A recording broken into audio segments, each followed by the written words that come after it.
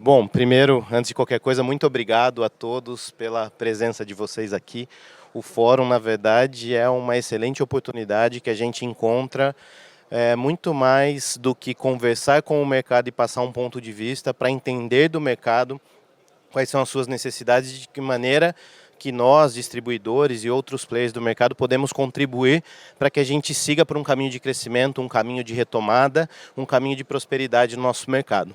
E eu acredito que esse momento aqui que eu tenho para conversar com vocês, ele é extremamente oportuno, porque a gente está falando especificamente do cenário de expansão da GD no Brasil, como que isso está... Desculpem. Como que isso está se desenvolvendo, como que isso está acontecendo, de que maneira que a gente tem uma perspectiva de olhar para o mercado. Então eu gostaria de conversar hoje de uma forma menos comercial com vocês, falar menos da Ecore, falar mais sobre alguns pontos de vista sobre momento de mercado e algumas questões que elas já foram bastante experimentadas, não só no nosso mercado, em outros tantos, em outros países, no que diz respeito a comportamentos que nos ajudam a seguir adiante e nos destacar no mercado. Eu sou Rodrigo Matias, sou diretor comercial da Ecore, atuo nesse mercado desde 2015. Comecei como a enorme maioria de vocês que estão aqui presentes, como um integrador na minha cidade, em Campinas, no interior de São Paulo. O meu background ele é técnico, eu sou formado em engenheiro eletricista, técnico em eletrotécnica. Então eu ingressei nesse mercado com um viés técnico, um viés de responsabilidade técnica. Eu era o responsável técnico da empresa, então já fiz bastante projeto, já fiz bastante instalação, já quebrei muita telha, já fiquei pendurado no cinto de segurança na instalação, já acertei, já errei nas instalações, mas tive experiências com distribuidores assim como vocês e tive a oportunidade de, nessa trajetória profissional no setor energético, também trabalhar na distribuidora de energia, na CPFL, que é a distribuidora local da minha região, o que trouxe um complemento desse olhar, desse ecossistema em que a gente vive. E hoje, felizmente, eu tenho a oportunidade de atuar como diretor comercial na Ecore, tendo esse relacionamento mais próximo com a enorme maioria de vocês, que me lembram muito daquele começo da minha carreira, onde eu tinha eventualmente as mesmas dores, os mesmos anseios, as mesmas necessidades do que a gente está discutindo aqui agora. Então, o olhar que eu quero trazer para a nossa conversa hoje é sobre expansão da GD no Brasil. E a primeira afirmação que eu gostaria de fazer, sem dúvida nenhuma, sobre o que eu vou falar, é que a expansão da GD no Brasil é um fato e irá continuar. E a gente se vê num momento em que, ao longo desses 2 dias, que se encerrarão hoje, desde ontem a gente está discutindo muito aqui e ouvindo palavras como: nós sabemos que o nosso mercado está em retração, nós sabemos que nós estamos passando por um momento difícil. Há uma série de fatores que estão contribuindo para que o nosso mercado esteja assumindo um comportamento diferente daquilo que nós imaginávamos para esse momento. Poxa, existem os adventos da regulamentação, da legislação, que fizeram com que muitas pessoas, investidores, clientes finais, integradores, tivessem receio quanto ao momento futuro do nosso mercado. Então eu afirmo com muita segurança que esse mercado ele já apresentou uma resiliência enorme. Ontem, em um dos painéis, eu ouvi um comentário de um colega que eu achei muito oportuno para o momento, ele falando assim: não podemos nos esquecer que nós passamos por 2 anos de pandemia, em que o mundo inteiro estava se adequando a algo desconhecido, e ainda assim o nosso mercado foi extremamente resiliente e vitorioso. E as barreiras, elas eram reais, elas eram físicas. Nós estávamos obrigados a nos trancar dentro de nossas casas, sem poder estar em contato com os nossos clientes, sem poder fazer as nossas instalações, sem poder estar em momentos como esse, e nos adequamos e passamos por isso. Mas isso por si só pode ser muito subjetivo. Então, eu acredito que a gente tem que trazer dados que sejam consistentes para esse olhar de continuidade no mercado. Acredito que os dados eles se comprovam quando você consegue olhar para eles, contextualizando todos eles dentro da nossa realidade e fazendo também comparativo com a realidade de outros países que estão no momento mais amadurecido desse mercado de geração distribuída e que já viveram exatamente todo esse processo de transição que nós estamos vivendo aqui no Brasil. Antes de seguir com a apresentação, eu queria fazer uma pergunta para todos vocês.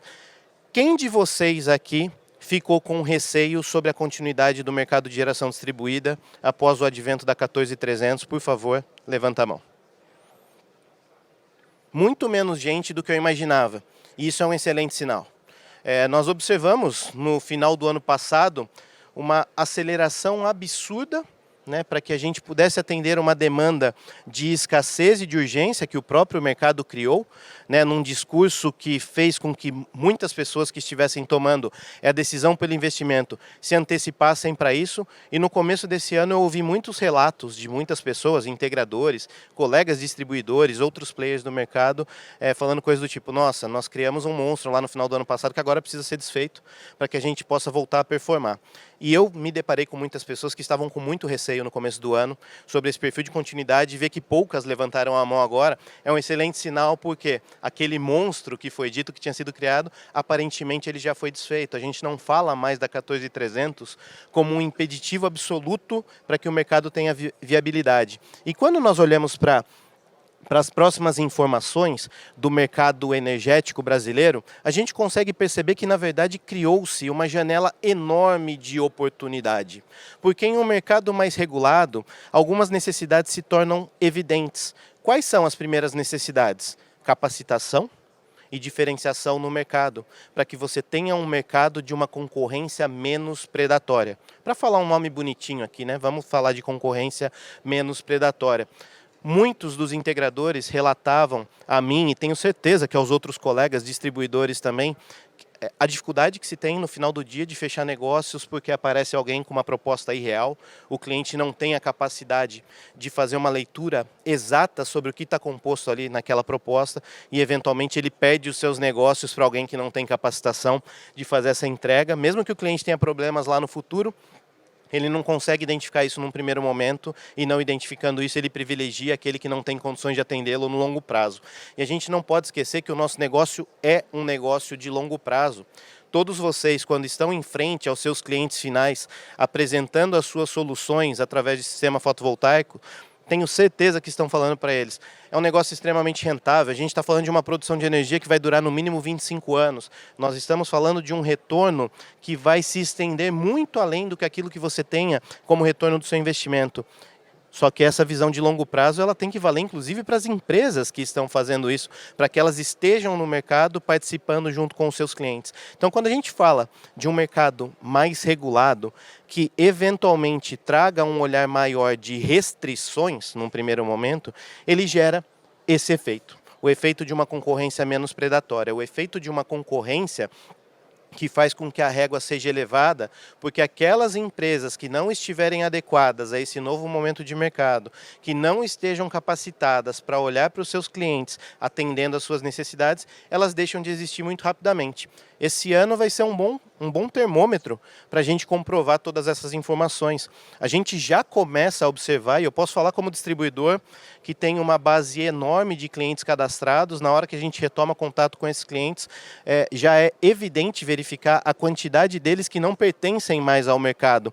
Então, esse ano é um ano em que nós vamos experimentar esse fenômeno de um filtro natural acontecendo no mercado. Permanecem as empresas com mínimas capacidades de atuação, se sobressaem as empresas com bastante capacidade de atuação, e aquelas que não estejam minimamente capacitadas deixam de fazer parte do mercado. Então isso é um ponto positivo, uma janela de oportunidade, que eu acredito que vocês todos que estão aqui compartilhando desse momento, buscando esse compartilhamento de informações, estão se diferenciando comparado àqueles outros que nesse momento podem estar falando besteira da porta para fora para os clientes, sem buscar entender minimamente qual é o contexto em que tudo isso se aplica.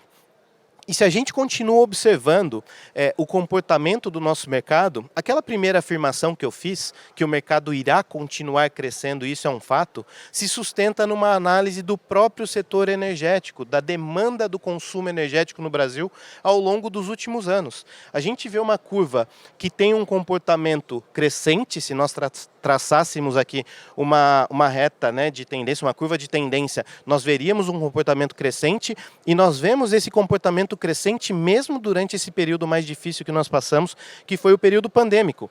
nós temos uma pequena retração ali em 2020, que foi aquele momento em que todo mundo se assustou, os negócios pararam, a característica do consumo energético mudou, passou a ser um consumo energético muito mais residencial do que comercial, industrial, escritórios, fábricas fechadas, mas ainda assim, quando a gente verifica a retomada disso, é o momento de maior ápice na curva que nós encontramos ali entre 2020 e 2021, mantendo essa estabilidade de crescimento em 2022. E essa é uma questão que dificilmente ou quase de maneira impossível mudará. Vamos pegar um exemplo do que eu falei aqui numa outra apresentação que nós fizemos prévia ao Fórum GD, com alguns parceiros. Vou pegar o exemplo da China, para a gente fazer um comparativo quanto a isso. A China foi o país que mais instala energia solar fotovoltaica em megawatts, gigawatts, no mundo inteiro por inúmeros anos seguidos, e essa foi uma realidade que se manteve no ano passado, da mesma forma. E há poucos dias atrás foi anunciado nos noticiários econômicos que a China teve o pior desempenho do seu produto interno bruto dos últimos anos. Ela cresceu só 3%. Isso foi uma catástrofe para o olhar de crescimento do produto interno da China, fazendo com que eles repensassem a sua economia, algumas atividades. Agora, nesse primeiro trimestre, eles já retomaram um ritmo de crescimento acima de 4%. Por que eu estou falando isso e o que isso tem a ver com essa curva aqui que eu estou apresentando? O mercado chinês, que é o mercado que mais consome energia no mundo, ou pelo menos é aquele que mais instala energia de fonte solar no mundo, teve uma recessão da sua economia crescendo só 3%. Vamos fazer um paralelo com o Brasil agora. A gente acabou de passar por uma transição de modelo governamental, de modelo econômico, mirando para um crescimento da nossa economia para minimamente índices positivos, tendo a matriz energética como insumo básico para toda essa cadeia que gera riqueza, que gera economia. Se não tiver energia, a economia não cresce. E existe um compromisso assumido para que essa economia cresça. E a nossa base energética, a nossa matriz energética, infelizmente, está saturada por conta da sua própria modelagem. Nós temos hoje uma base energética mandatoriamente hídrica. Vamos construir uma usina hidrelétrica nova hoje? Qual é o tempo para que isso entre em operação? Quais são os desafios para que se consiga fazer isso? De que forma que isso vai contribuir com a nossa economia e em qual prazo? Então, existem outras formas e a GD se apresentou como a mais sustentada, a mais sólida nesse caminho, não à toa é a que mais ganha espaço dentro da nossa matriz energética. Se a demanda energética continua aumentando e continuará aumentando e nós não temos outros caminhos para fomentar a matriz energética brasileira, não tem como nós pensarmos num cenário de redução da geração distribuída, mesmo com novas modelagens que se apresentam a partir de um olhar regulatório, a partir de um olhar legal. Então é importante a gente trazer esse ponto porque nós todos sabemos, conhecemos e experimentamos todos os dias o potencial do nosso mercado. Nos momentos que nós nos colocamos em dúvida, nós temos que enxergar oportunidades para que a gente se reinvente, para que a gente trabalhe nesse mercado de maneira consistente e consiga fazer com que todas essas oportunidades de negócios que estão por aí sejam convertidas em efetivos negócios e que todos nós consigamos participar disso. Então existem algumas formas. A primeira é ter um olhar macro sobre o que está acontecendo, fazendo um estudo sobre a realidade do contexto energético brasileiro, mas obviamente nos posicionando enquanto empresas para que a gente consiga ter um diferencial. Então, qual é um ponto que eu adoro destacar e faz muito sentido para esse momento? A gente está olhando para um mercado que está sendo regulamentado e não só do ponto de vista de relacionamento financeiro com a rede elétrica. A gente cada vez mais fala de segurança, de normatizações de segurança no mercado energético brasileiro. Eu não sei quantos de vocês aqui sabem que já existe regulamentação de segurança para a instalação de sistemas fotovoltaicos em telhados no Brasil. Quem conhece essa informação? Por favor, levanta a mão. Eu estou vendo 5 pessoas com a mão levantada aqui no nosso auditório. Desde 2022, nós já temos uma normatização no estado de Minas Gerais, a Instrução Técnica número 30 do Corpo de Bombeiros, que determina regras para a instalação de sistemas fotovoltaicos em telhados de unidades consumidoras de uso coletivo. Não para residências, qualquer outro prédio que seja de uso coletivo. Já existe uma normatização de segurança ainda mais antiga no estado do Mato Grosso, que trata as mesmas regras. Esse ano espera-se que seja publicada no Mato Grosso do Sul a sua normatização de segurança.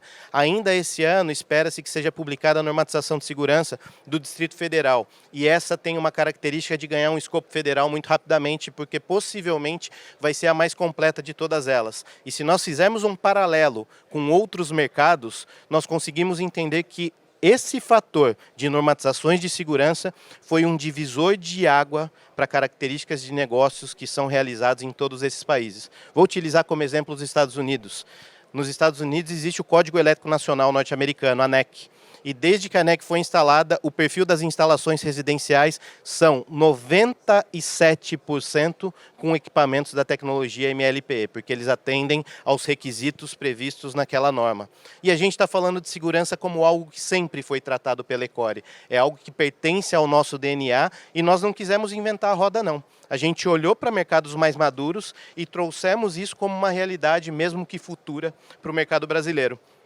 Desde março do ano passado, foi publicada a portaria 140 do Inmetro, que já traz previsões e requisitos de segurança, mesmo para inversores convencionais. É a primeira vez que a gente vê algum movimento sendo formalizado nesse sentido, que vai desencadear, com certeza, um movimento de ordem federal, de ordem global no nosso país. Paralelo a isso, a gente teve uma comunicação muito expressiva dos bombeiros, falando algo do tipo: se vocês, associações de classe desse mercado, não fizerem nada, nós iremos fazer, porque a nossa premissa básica é salvar vidas, e a gente precisa fazer isso independente do mercado em que vocês atuem.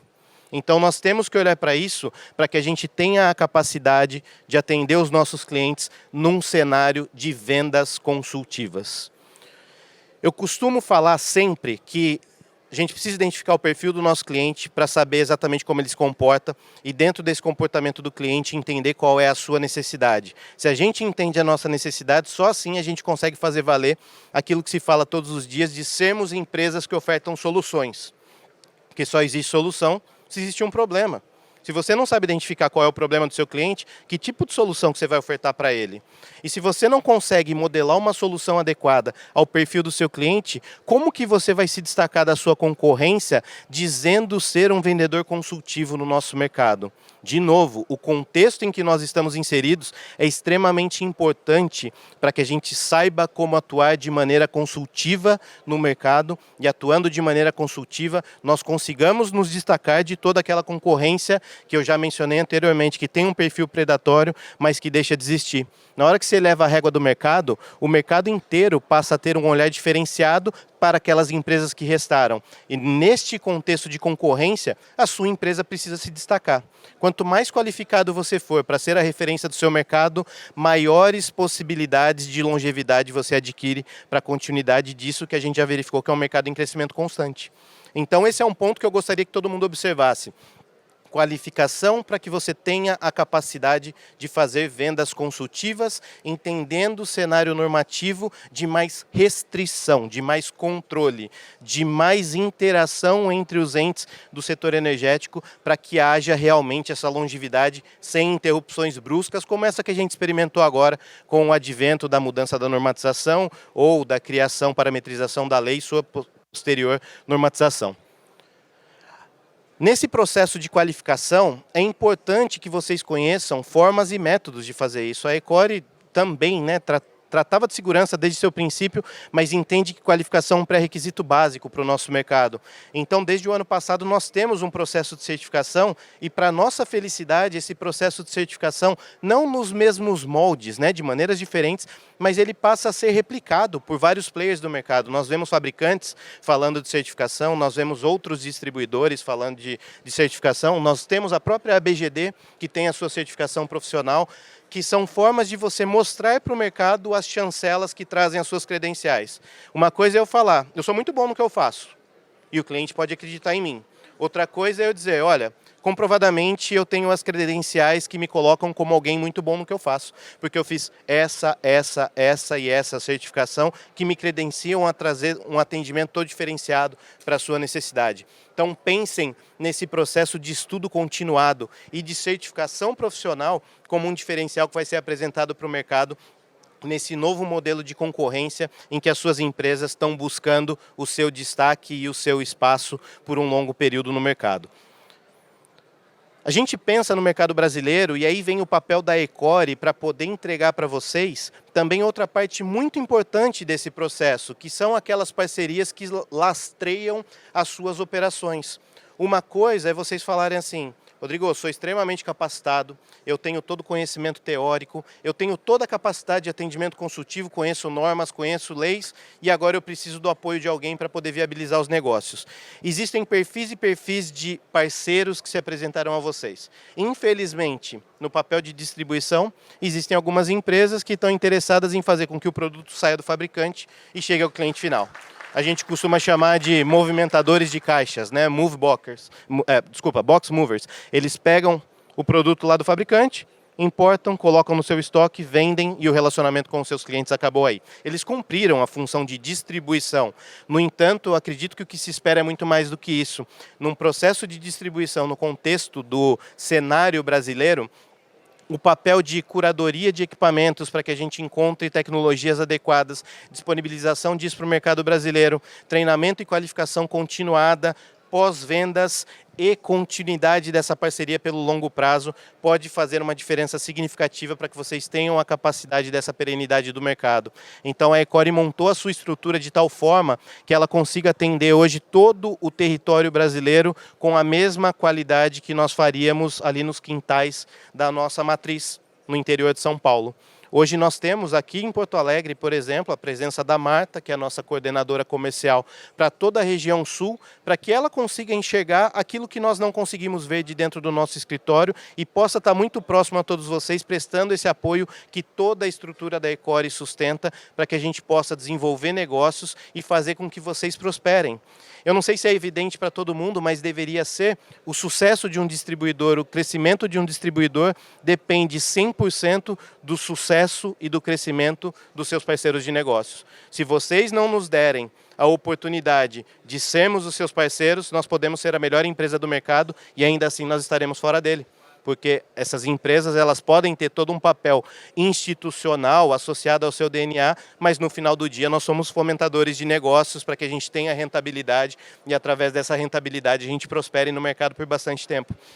Então isso que a gente fala, de criar uma estrutura, de ter um atendimento nacional, de criar uma base de compartilhamento de conhecimento e todos os outros pré-requisitos para que a gente possa, de alguma forma, caminhar ao lado dos parceiros para que eles estejam prosperando, é também a parte do trabalho para que a gente continue como uma empresa de referência no mercado, também prosperando graças ao sucesso de vocês.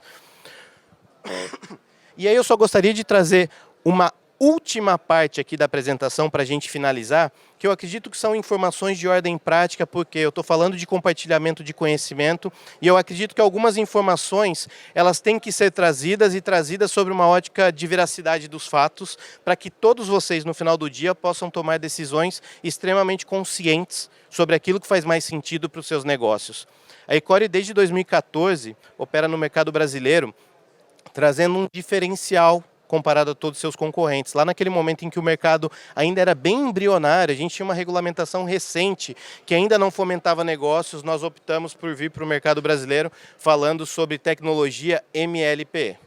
O pessoal não sabia fazer ainda uma distinção absoluta entre fotovoltaico e termosolar. Quem aqui vendeu em 2014, 2015, como eu fiz como integrador, deve ter se deparado com aquela situação de você oferecer fotovoltaico para o cliente e ele falar: não, obrigado, eu já tenho aquelas placas no telhado que aquecem água. Ele não sabia ainda fazer uma distinção exata do que era energia solar fotovoltaica e nós falávamos assim: para essa tecnologia que você não conhece, eu quero te apresentar algo novo, falar de microinversores. Por que nós tomamos essa decisão? Porque nós queríamos ser os rebeldes do mercado, fazer tudo diferente e fazer uma aposta all-in que se a gente ganhasse tudo e se perdesse tudo também? Nada disso, a gente não quis inventar a roda. Como eu já mencionei aqui hoje, nós olhamos para mercados que já estavam mais maduros, que já tinham passado por um processo de desenvolvimento e que tinham uma base muito sólida e justificada para que essa tecnologia fosse um diferencial que felizmente hoje está plenamente disseminada no mercado. foi criada a possibilidade de uma nova onda a ser surfada. No passado falava-se de microinversor, pensava-se em Ecore. Hoje nós temos uma concorrência bastante ampla no mercado. E infelizmente algumas informações divergem um pouco da realidade. Então quando a gente pensa em microinversores, algumas pessoas falam assim, eu sou o inventor do microinversor, pessoal. Esse know-how é meu. E na verdade isso é algo antigo, lá da década de 80, que foi inventado no Instituto Fraunhofer, na Alemanha, pelo Sr. Werner Kleinkauf.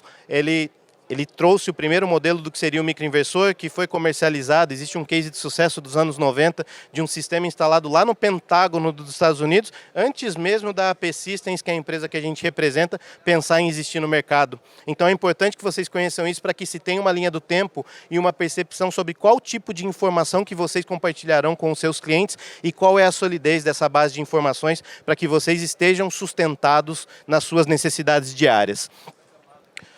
A gente fala de tecnologia MLP desde 2014 aqui no Brasil e esse pioneirismo é algo do qual a gente se orgulha muito e gosta de propagar ao mercado. Como a gente já está no final do tempo, eu vou pedir que quem tenha curiosidade acesse as nossas fontes. Há artigos falando disso desde lá do começo da Ecore, trazendo para o mercado um olhar diferenciado no que diz respeito a essa referência tecnológica, para que realmente a gente pudesse falar de uma venda de valor agregado, para que a gente pudesse manter o nosso slogan de que a energia solar não é tudo igual e que esse poderia ser um grande diferencial para vocês, através daquilo que a gente estava construindo no nosso mercado, que passa por esse portfólio de produtos da AP Systems, que tem um diferencial muito bacana comparado com a concorrência, porque é desenvolvedora da sua própria tecnologia, toda protegida por patentes, e tem alguns dados de mercado que esse sim eu gostaria de compartilhar para finalizar a apresentação, com uma pontinha de um olhar comercial. A AP Systems foi a primeira no mundo a desenvolver os microinversores multimódulos, a primeira a trazer microinversores para mais de um módulo. Foi também a primeira a fabricar o microinversor trifásico, aquele que a gente tem para tantas aplicações que são super úteis aqui no Sul, e é hoje a maior fabricante de microinversores multimódulos do mundo. Caso vocês queiram saber um pouco mais sobre isso, conhecer um pouco mais sobre a nossa história, desenvolver negócios, eu vou ter todo o prazer em recebê-los no nosso stand ali no começo da feira, junto com a Marta, junto com o nosso presidente Leandro Martins, nosso vice-presidente Ione Zive. Nós estamos aqui para vocês e por vocês, pessoal. Muitíssimo obrigado a todos.